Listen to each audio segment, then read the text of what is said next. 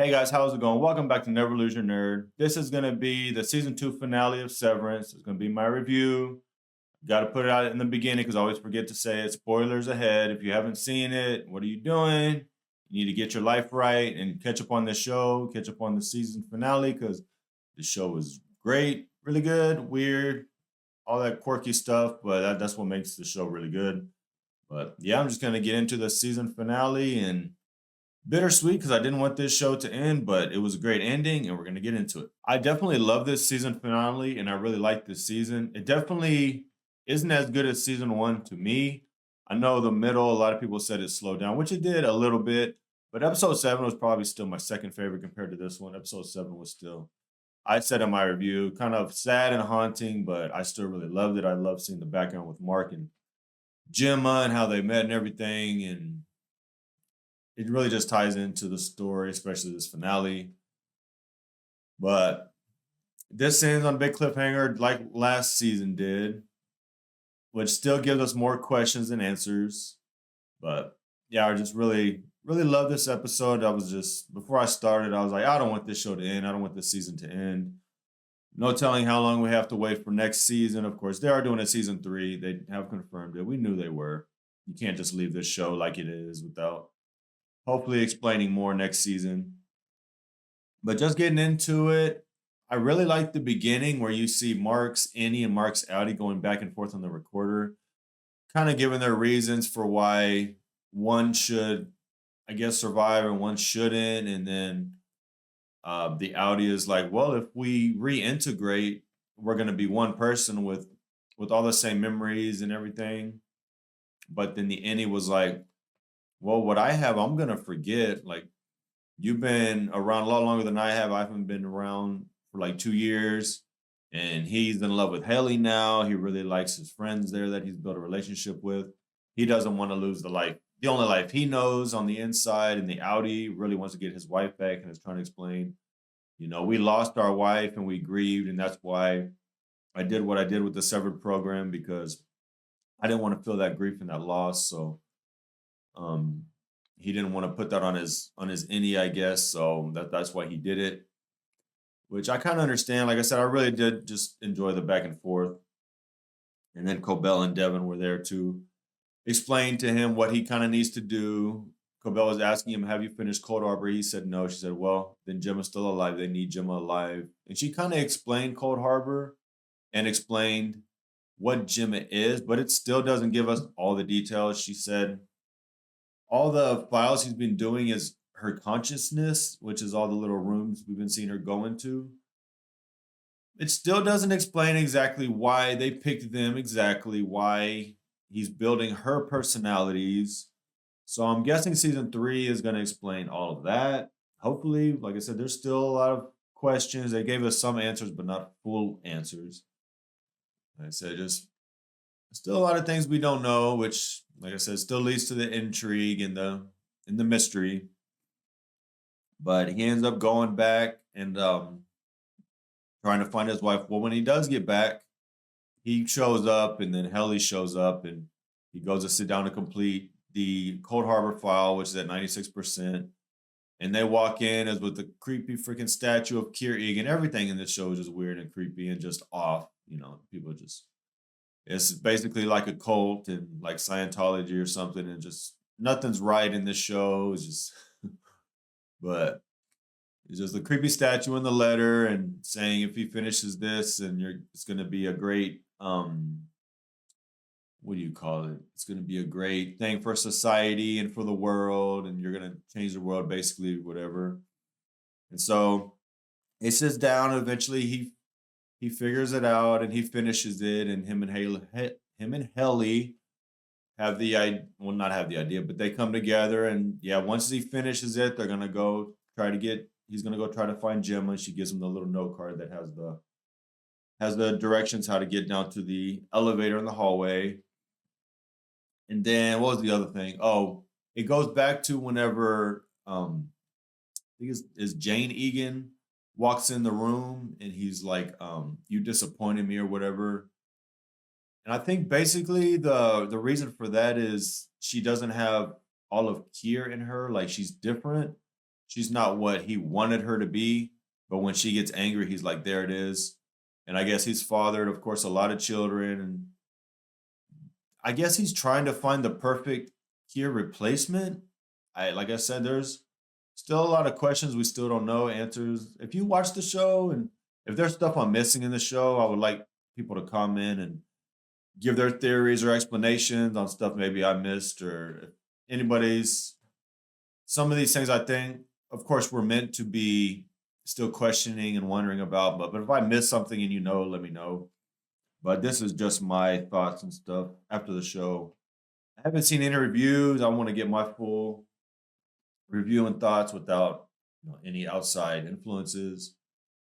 But he eventually finishes it, and just of course, Severance being off the wall, Milchick comes in with the freaking band and starts playing and doing this big thing for Mark, and you finished, and I said, of course, just Severance being Severance, right? Milchick is leading the band and he's dancing around, being like the conductor, is just wild and crazy.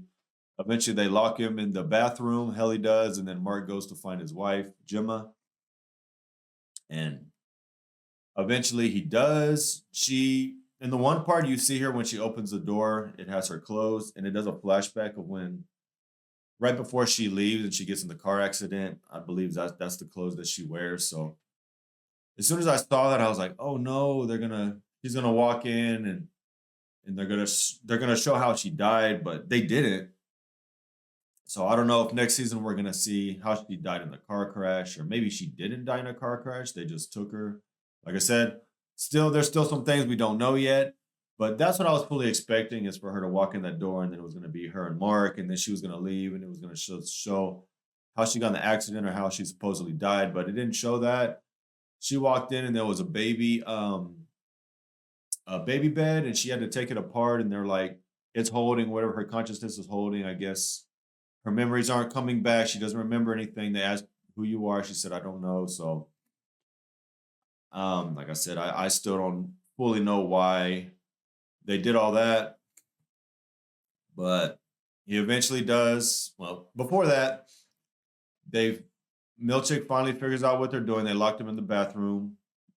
And then Dylan comes and actually helps because he resigned. Milchick finds him at the elevator, and he was like, "Did your innie or your outie?" He rejected it, and he gave him a letter. And basically, his outie was like, "I get it. You love her too, and I hope one day she sees in me what she sees in you, because we're basically the same person." He said, "If you want to quit, go ahead, but I hope you don't." Um, and then, like I said, Dylan does help Helly lock him in the bathroom. He uses the convenience, not the convenience machine, but the machine with all the snacks and stuff. I can't think about it. I can't think about what it is right now. But and then Mark goes to try to find her, and then we also see the leader of the Mammalians, Lorne, which is of course Brienne of Tarth, Game of Thrones. If you watch that, Gwendolyn Christie, I believe is her name. Oh my god, this was probably the most stressful part of the show for me, because I'm a big animal lover. I don't want to see animals harmed, and she brought in the little baby goat, which was so cute. And basically, they were gonna sacrifice the goat. He was gonna make her shoot it, and as soon as he gave her the gun, I was like, "Shoot him! Shoot him!" Not the goat, of course, but Mr. Drummond. I was like, "Shoot him! Shoot him! Shoot him!" I was like, I didn't think she was gonna kill the goat, because she did ask how many more, and he was like, as many as the maker requires, which there's something with the goats, I guess. Whenever Gemma dies or whoever dies, I guess somehow the sacrifice merges, and some weird cult stuff. I don't know fully exactly what that was supposed to represent or mean, but it's supposed to be some kind of sacrifice. And then I guess all the alarms go off, and Mr. Drummond kind of figures out what's going on, and they hear Mark on the other side, and he's trying to break in to, I guess, to get downstairs. And then he ends up fighting Mr. Drummond, and then Lauren comes back and puts the gun to his head. I'm like, shoot him, shoot him, shoot him. And he won't do it. They end up all fighting. Mr. Drummond is freaking punching Lauren, and they all end up fighting. And then she puts the gun to his head, and Mark ends up leading him downstairs. And it was kind of funny because I was like, if you don't shoot him, he's going to come back and kill you. And whenever they get downstairs and he changes back to the other severed person. He accidentally shoots him in the neck and kills him, which I was like, I mean, you had to kill him eventually. He didn't want to. I get it, but he ended up killing him right there. And then he walks into the, well, then the other lady finds him and runs off. And I'm just doing this off the top of my head as I think of stuff. I'm trying to go over it. He finds the other lady and she runs off, and he goes into the cold harbor and he finally finds Gemma. She remembers who he is. So that was good. And then once they walk out, oh no, she doesn't remember who he is when he first walks in. He has to try to explain to her who he is. And then when they do walk out, then she gets severed back and she remembers who he is. Yes, I got it. So they do end up escaping.